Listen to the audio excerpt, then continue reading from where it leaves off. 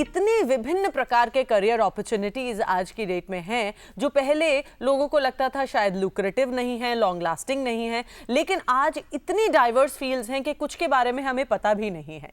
लेकिन हम इसी के बारे में आज चर्चा करेंगे, बताएंगे आपको विभिन्न डिफरेंट करियर, ऑफबीट करियर्स के बारे में। इसके बातचीत करने के लिए हमारे साथ स्टूडियो में एक्सपर्ट्स मौजूद हैं। आइए स्वागत करते हैं उनका। Doctor R K. Gupta, who is principal Ramlal Anand college, Delhi university. और दूसरे गेस्ट हमारे साथ स्टूडियो में मौजूद हैं doctor T. Senthil Shiva Subramaniam, Sharda group of institute, Agra and Mathura. Sir, स्वागत है आपका डीडी मॉर्निंग शो में। साथ ही हमारे साथ मौजूद हैं doctor Durgesh Tripathi, professor Guru Gobind Singh, Indraprastha university. Sir, आपका बहुत बहुत स्वागत है। चर्चा की शुरुआत करेंगे सबसे पहले डॉक्टर सेंथिल आपसे। सर, एक दौर था जब करियर की अगर हम बात करते थे तो सिर्फ यही समझा जाता था कि डॉक्टर्स, इंजीनियर्स, या अगर गर्ल्स की बात करें तो टीचिंग एक मात्र प्रोफेशन या करियर के ऑप्शंस में हम लोग देखते थे। आपसे जानना चाहेंगे, क्योंकि आपका फील्ड टेक्नोलॉजी से रिलेटेड रहा है, तो यही बताएं कि टेक्नोलॉजी के सेक्टर्स में क्या अलग अलग आज न्यू करियर ऑप्शंस युवाओं के लिए अवेलेबल हैं? हाँ जी, to start with, in the 21st century skills, if you look at the 21st century skills, collaborative thinking, critical thinking, experiential learning, and also in fact problem solving, these are most important for any student to develop the skills. Right. If we talk about the different programs are available in India as far as the technology is concerned, drone technology, blockchain technology, cyber security, toys. So these are emerging technologies. In fact, we talk about the industry 4.0 technologies.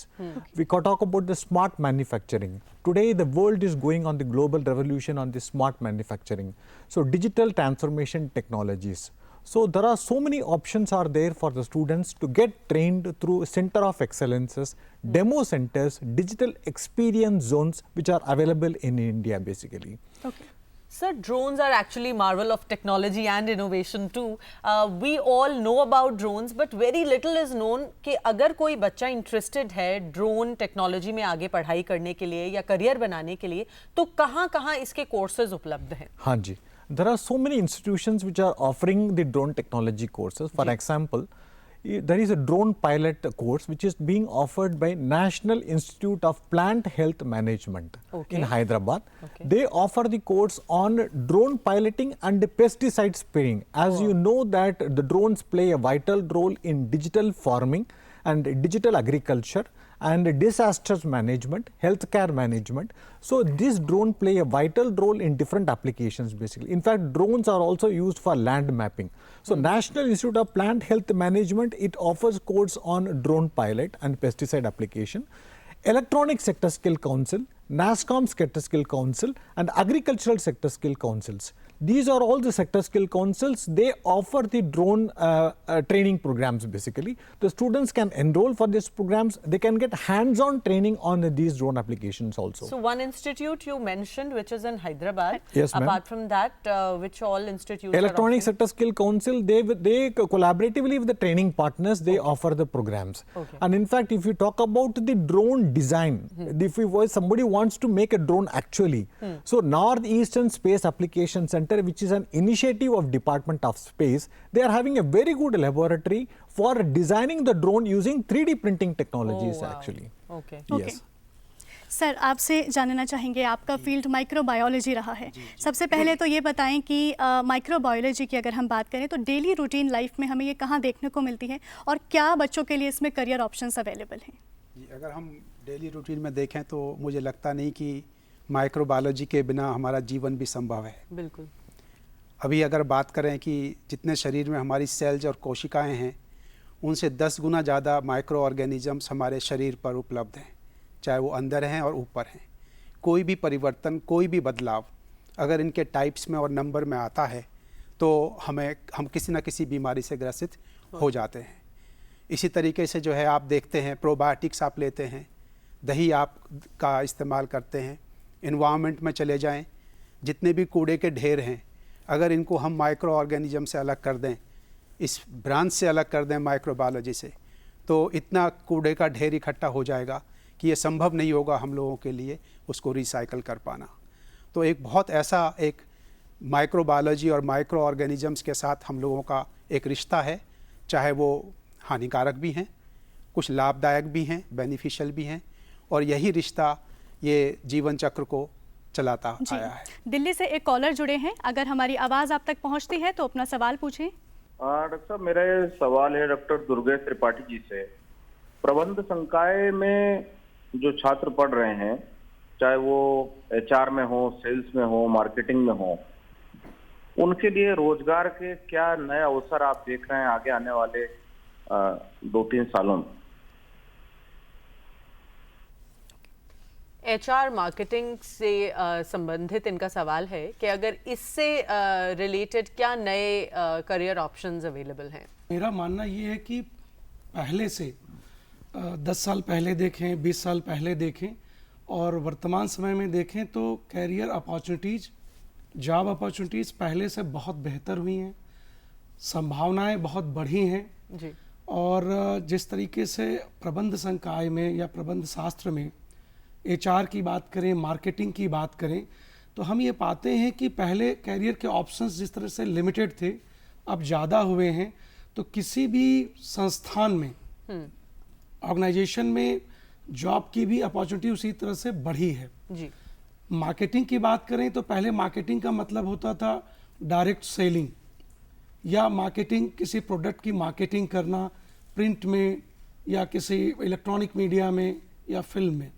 But at present यदि हम देखें तो जैसे मैं media studies से जुड़ा हूँ जी। तो मेरा ये मानना है कि सोशल मीडिया मार्केटिंग एक बहुत बड़ा रोजगार का साधन बना है और ऑफ बीट एम्प्लॉयमेंट का एक बहुत बड़ा एक रास्ता बना है। बिल्कुल ठीक। तो पहले से ज़्यादा आज वर्तमान समय में युवाओं को, छात्रों को रोजगार की संभावनाएं बढ़ी हैं। जी। उसका सबसे बड़ा कारण ये है कि जिस तरीके से 10 साल पहले, 20 साल पहले, 30 साल पहले हमारी इकोनॉमी थी और वर्तमान समय में यदि अर्थव्यवस्था को हम देखें तो हमारी अर्थव्यवस्था स्पेशली हमारे भारतवर्ष की कई गुना बढ़ी है। और जब कई गुना जब अर्थव्यवस्था बढ़ती है, शिक्षा के एवेन्यूज बढ़ते हैं, तो निश्चित रूप से रोजगार के साधन भी बढ़ते हैं। और जहाँ तक प्रबंध शास्त्र की बात करें और मीडिया स्टडीज की बात करें तो मेरा ये मानना है कि ये दो विषय ऐसे हैं जिन्होंने वर्ल्ड वाइड अपनी एक्सेप्टेंस और एक्नॉलेजमेंट को बढ़ाया है। बिल्कुल। उसका सबसे बड़ा कारण क्या है कि विकास की यदि हम बात करें, शिक्षा की बात करें, विषय के विकास की बात करें, तो केवल 2 सब्जेक्ट जो मेरा मानना है, एक तो प्रबंध शास्त्र जिसको मैनेजमेंट स्टडीज कह सकते हैं और दूसरा हमारा मीडिया स्टडीज है, इसमें सबसे ज़्यादा विकास हुआ है। सर, मीडिया स्टडीज़ की आपने बात करी, आपका भी ताल्लुक उसी डिपार्टमेंट से है। मीडिया में एक धारणा थी कि अगर आपने मीडिया की पढ़ाई करी है तो आप जर्नलिस्ट बन जाएंगे, या तो इलेक्ट्रॉनिक मीडिया में या फिर एक पत्रकार प्रिंट मीडिया में। लेकिन आज बहुत ही डाइवर्सिफाई हो गया है ये फील्ड भी। तो इसके बारे में आप कुछ बताइए कि सोशल मीडिया के आने से और ये जो इंटरनेट का बूम इंडिया में आया है, हर एक के हाथ में आज मोबाइल है, हर एक अपने आप में एक मीडिया कर्मी है, इसके बारे में कुछ बताएं। देखिए, इसको समझने के लिए यदि हम इस पर विहंगम दृष्टि डालें जी। तो हम देखते हैं कि जो कालखंड है, मतलब यदि हम दशक की बात करें तो 21वीं सदी की बात करें, 21वीं सदी से पहले के 10-20 साल की बात करें, उससे पहले के बारे में बात करें, तो हम मीडिया स्टडीज को इस तरीके से देखते हैं कि पहले मतलब 80s 90s से पहले हम केवल फिल्म को समझते थे और प्रिंट को समझते थे, प्रिंट मीडिया, जिसको आपने कहा जर्नलिज्म में जाए या फिल्म स्टडीज में जाए। बिल्कुल ठीक है। फिर जब 21st सेंचुरी से ठीक पहले, जब 93 की मैं बात करूं, जब एक तरीके से ग्लोबलाइजेशन, वैश्वीकरण हमारे देश में उसको हमने स्वीकार किया, तो उसके साथ जो सैटेलाइट चैनल्स हैं बहुत तेजी से आए, तो उन्होंने एक कैरियर की अपॉर्चुनिटीज, नए एवेन्यूज दिए। उससे पहले एक रिस्ट्रिक्टेड था कि प्रिंट में जा सकता है या फिल्म में जा सकता है या एडवर्टाइजिंग में जा सकता है, या कुछ बच्चे युवा PR में जाते थे, जनसंपर्क में जाते थे। लेकिन फिर सैटेलाइट चैनल ने एक नया बूम दिया इलेक्ट्रॉनिक मीडिया के लिए, टेलीविजन प्रोडक्शन में, एंकरिंग को लेके, प्रोडक्शन को लेके, फोटोग्राफी को लेके, लाइटिंग को लेके, स्टूडियो मैनेजमेंट को लेके, और फिर एडवर्टाइजिंग और PR भी बढ़ा उसी तरह से, क्योंकि एडवर्टाइजिंग और PR की जो कॉस्ट थी, जो रेवेन्यू थी, वो बहुत कम होती गई इलेक्ट्रॉनिक मीडिया में in comparison with the print media या फिल्म में। फिर जब 21st सेंचुरी आई इंटरनेट आया, जैसा आपने कहा कि इंटरनेट का बूम आया, तो इसने एक बहुत एवेन्यूज बढ़ाया। किस में बढ़ाया? प्रिंट में भी बढ़ाया, क्योंकि जो प्रिंट मीडिया के ग्रुप्स थे उन्होंने अपने ऑनलाइन एडिशन स्टार्ट किए। साथ ही साथ एडवर्टाइजिंग और पीआर जो पहले फिल्म में, प्रिंट में या दूरदर्शन या सैटेलाइट पे जो होते थे, उन्होंने एक सोशल मीडिया का नया प्लेटफॉर्म डेवलप किया जो बहुत ही कॉस्ट इफेक्टिव था। जी। फिर उसके साथ साथ यदि हम देखें तो मीडिया स्टडीज के बारे में हम बात करें तो social media influencer, celebrity manager या सोशल मीडिया मैनेजर का एक नया एवेन्यूज आया और बहुत तेजी से प्राइवेट सेक्टर में। इस बात को आगे बढ़ाते रहेंगे। हमारे साथ एक कॉलर जुड़े हैं मुंबई से, अपूर्वा। अपूर्वा, आप हमें सुन पा रही हैं? अपना सवाल पूछिए। Good morning. I wanted to ask this question. Of late, many students who enter IIT and other institutions commit suicides, and we find there instances of ragging. A person was asked by his seniors to slip, and he committed suicide. So, how do we prevent? And in the movie Chetan Bhagat's Three Idiots, we find one of the character committing suicide. So okay, my thank heart you. goes out. How do we prevent youngsters who are Thank you so much, sir, for asking the question. Doctor Senthil, आपसे जानना चाहेंगे कि जैसे कहते हैं कि अपने collar के भी जैसे अभी ये सवाल था कि कुछ बच्चे करियर बाय चॉइस नहीं, करियर बाय चांस ऑप्ट कर लेते हैं, तो इस बारे में बताइए, क्योंकि बहुत बार ऐसा देखा जाता है कि बच्चे का मन तो था पेंटिंग करने का या हॉर्स राइडिंग या बहुत कुछ अलग कुछ करने का, लेकिन due to the family pressure या उस पर्टिकुलर फील्ड में उसको जब स्कोप नहीं दिखता है तो वो जाने अनजाने में मेडिकल फील्ड जबरदस्ती ले लेता है। तो इस बारे में बताइए प्लीज, कुछ क्या करना चाहिए? In today's technology, the technologies are very wide. The students has got lot of opportunities to choose their career apart from engineering and medical basically. And for example, we talk about the industry 4.0 technologies. This is, for example, drone technology, robotics technologies and blockchain technologies, cyber security. N number of technologies are available in India. There are N number of institutions are available in India to reskill and upskill their knowledge and their skills also. So India being the digital talent nation, there is a lot of opportunities are available in digital technologies also. So they can choose those careers on the digital technologies, they can develop the skills and they are more employable in today's world also basically. Sir, आपको क्या लगता है जो बच्चे आजकल suicide commit कर लेते हैं, क्या उसके पीछे रीजन लगता है आपको? कहीं ना कहीं प्रेशर का खेल है सारा? Yes, there is, but the education curriculum is diversified now. As per the National Education Policy, our aim is to integrate many such options. जो हम offbeat career options की बात करते हैं, उनके interest की बात करते हैं, जैसे कि schooling जो education है, by 2025 50% of the courses will be vocational courses integrated into the school education. और इसी तरीके से ये vocational education कॉलेज लेवल पर भी, चाहे वो IITs हों या जनरल जो हमारे रेगुलर कोर्सेज हैं, उसमें भी इसको इंटीग्रेट किया जा रहा है। अगर आप दिल्ली विश्वविद्यालय को ले लें तो हमने कम से कम 110 स्किल एनहेंसमेंट कोर्सेज चलाए हैं, और जो पहले 3 साल में वो स्टूडेंट उन्हें अपनी स्किल्स इम्प्रूवमेंट करने के लिए पढ़ सकता है। तो इन्हीं स्किल्स एनहेंसमेंट के साथ साथ अगर बच्चे का अपना रुझान अगर अपने मेन कोर्स की तरफ भी नहीं है तो एटलीस्ट उसके पास ये कैरियर ऑप्शन है कि इनमें से कोई सा भी वो स्किल चूज़ करके अपने कैरियर को वो आगे बढ़ा सकता है। Right.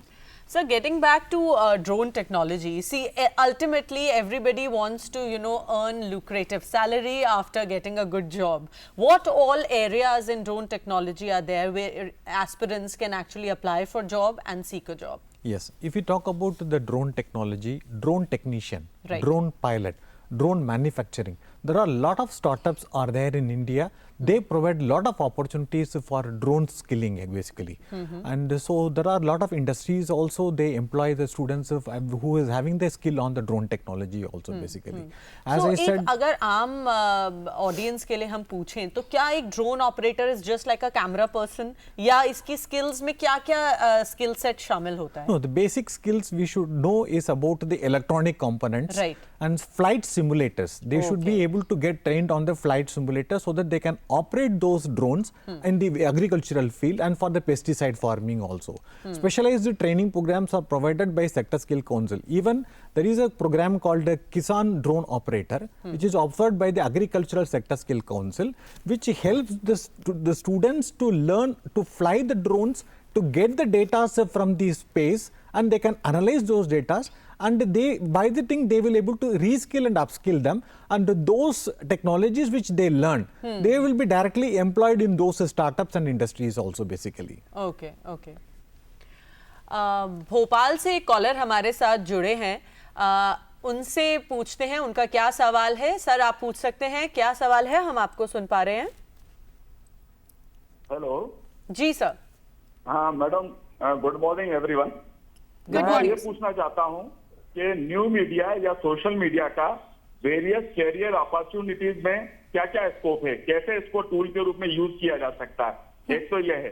दूसरा प्रश्न मेरा माइक्रोबायोलॉजी से रिलेटेड है कि सर आजकल क्या है, बायोटेक्नोलॉजी जो है माइक्रोबायोलॉजी से स्प्लिट होकर डेवलप हुआ है और ज्यादा एडवांस स्टेज में है, तो माइक्रोबायोलॉजी का ज्यादा स्कोप है या बायोटेक्नोलॉजी का, बताइए प्लीज। बड़े अच्छे सवाल हैं दोनों ही। डॉक्टर त्रिपाठी आपसे शुरू करते हैं। न्यू मीडिया, ये बहुत अच्छा सवाल है और मेरा ये मानना है कि न्यू मीडिया जिस तरीके से डेवलप हो रहा है, या हम समझ सकते हैं कि पूरे देश में युवाओं में, छात्रों में और समाज के सभी वर्गों में उसका जिस तरह से रीच और एक्सेस है, उसी से उसकी उपलब्धता और उसकी महत्वपूर्ण चीज़ों के बारे में हम समझ सकते हैं। जिस तरीके से न्यू मीडिया में हम बात करें तो न्यू मीडिया में एनिमेशन एक नया बहुत बड़ा एक डेवलप हुआ है सेक्टर। इसके अलावा गेमिंग, जो एनिमेशन के साथ साथ गेमिंग या गेम टेस्टर के रूप में बहुत चीज़ें तेज़ी से बढ़ी हैं। गेम टेस्टर के एनिमेशन के अलावा social media influencer, social media manager, social media marketing, digital public relation and marketing, इस तरीके के एवेन्यूज़ बढ़े हैं। और जिस तरीके से डिजिटल मीडिया की बात हम करते हैं, न्यू मीडिया की बात करते हैं, तो मैं ये भी देख पाता हूँ कि ऑनलाइन मीडिया या जिस तरीके से जर्नलिज्म पहले प्रिंट मीडिया के रूप में हम जानते थे, एट प्रेजेंट वो सारा कुछ ऑनलाइन आ चुका है। तो उसमें कंटेंट राइटिंग का बहुत बड़ा स्कोप डेवलप हुआ है। इसके अलावा यदि हम फिल्म की बात करें, टेलीविज़न सीरियल्स की बात करें, तो उसमें भी हम देखते हैं कि OTT के नए प्लेटफॉर्म्स बने हैं। तो ये ओवरऑल यदि हम देखते हैं 360 डिग्री यदि हम देखते हैं, तो मुझे ये महसूस होता है कि न्यू मीडिया या मीडिया स्टडीज़, जिसमें कि फिल्म, प्रिंट और टेलीविज़न प्रोडक्शन और इसके अलावा एडवर्टाइजिंग, पब्लिक रिलेशन और न्यू मीडिया के एक प्लेटफॉर्म, यदि 360 डिग्री हम देखते हैं, तो मुझे ये लगता है कि छात्रों और युवाओं को सबसे ज़्यादा रोजगार के साधन, रोजगार की एक अवसर प्रदान करता है।